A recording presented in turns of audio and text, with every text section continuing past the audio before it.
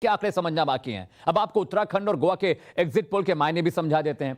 क्या इन दोनों राज्यों में भी बीजेपी की वापसी हो सकती है? एक रिपोर्ट आपको दिखा रहा हूं, फिर आंकड़ों पर बात करते हैं।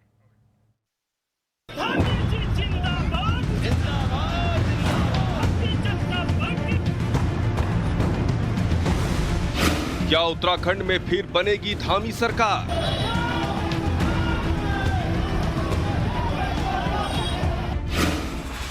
क्या रावत की उम्मीदों को फिर लगेगा झटका? गोवा में फिर खेलेगा कमल या सत्ता पर पंजे का कब्जा?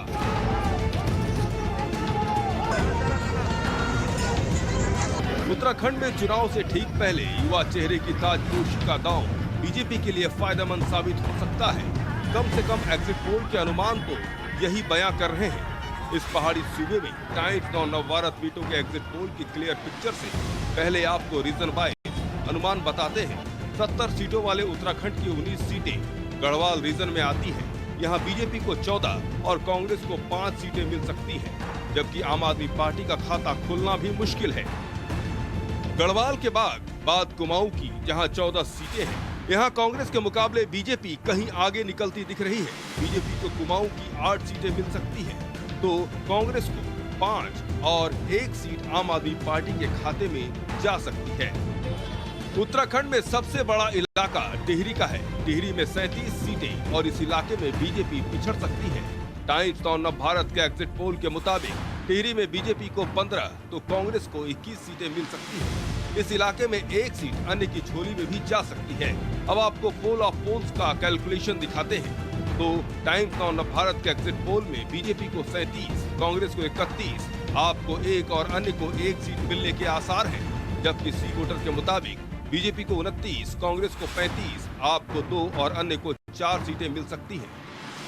सीएनएक्स की माने तो बीजेपी को 38, कांग्रेस को 26, आपको 1 और अन्य को 5 सीटें मिल सकती हैं।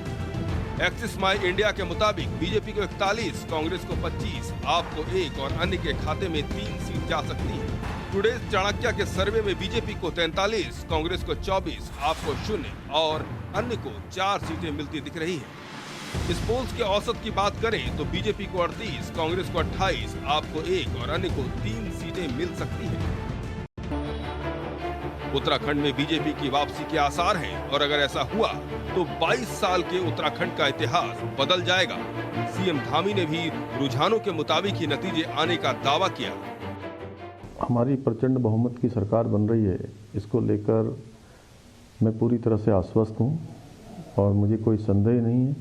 उत्तराखंड की जनता ने माननीय प्रधानमंत्री जी के कामों पर और उनके द्वारा जो उत्तराखंड के कोने कोने तक हर प्रकार की सुविधाएं यहाँ पहुँचाई गई हैं, हर प्रकार का विकास पहुँचाया गया है और हमारी उत्तराखंड की सरकार ने भी लगातार हर क्षेत्र में काम किया है।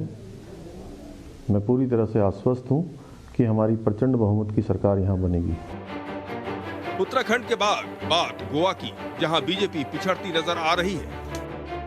टाइम्स और नवभारत के सर्वे में गोवा की 40 सीटों में बीजेपी को 14, कांग्रेस को 16, आपको 4 और अन्य को 6 सीटें मिल सकती हैं। तो सीएनएक्स के मुताबिक बीजेपी को 19, कांग्रेस को 14, आपको 1 और अन्य को 6 सीटें मिलने के आसार हैं। ग्राउंड जीरो रिसर्च के एग्जिट पोल में बीजेपी को 12, कांग्रेस को 22, आपको 1 और अन्य को 5 सीटें मिल सकती हैं। एक्सिस माई इंडिया के मुताबिक बीजेपी को 16, कांग्रेस को 18 और अन्य को 6 सीटें मिलने का अनुमान है। डिजाइन बॉक्स के सर्वे में बीजेपी को 16, कांग्रेस गठबंधन को 17, आपको 1 और अन्य को 6 सीटें मिल सकती हैं। ऐसे में पोल ऑफ पोल्स के मुताबिक बीजेपी को 15, कांग्रेस को 17, आपको 1 और अन्य की झोली में 6 सीटें जा सकती हैं। हालांकि सीएम प्रमोद सावंत का दावा है कि इस बार बीजेपी बहुमत के साथ सरकार बनाएगी। ग्राउंड रियलिटी गोवा वालों को पता है। ग्राउंड रियलिटी जो कुछ यानी इलेक्शन कैंपेन के वक्त और इलेक्शन के दिन के वक्त यानी ग्राउंड लेवल पे जो सिचुएशंस थी वो हमें मालूम है, जो कैंडिडेट्स थे उन सब लोगों को मालूम है। इसी के ऊपर मुझे पूरा विश्वास है और पूरा भरोसा है कि भारतीय जनता पार्टी फिर से एक बार यानी मेजोरिटी के साथ यहाँ पे जीत के आ रही है और मेजोरिटी से सरकार बना रही है। गोवा का सियासी गणित बाकी राज्यों से अलग है। ऐसे में इस बार भी यहाँ त्रिशंकु विधानसभा के आसार हैं। यहाँ बहुमत का नंबर 21 है। ऐसे में 10 मार्च को ही पता चल पाएगा इस जादुई आंकड़े तक कौन पहुंचता है और कौन पिछड़ता है। ब्यूरो रिपोर्ट, टाइम्स नाउ, नव भारत।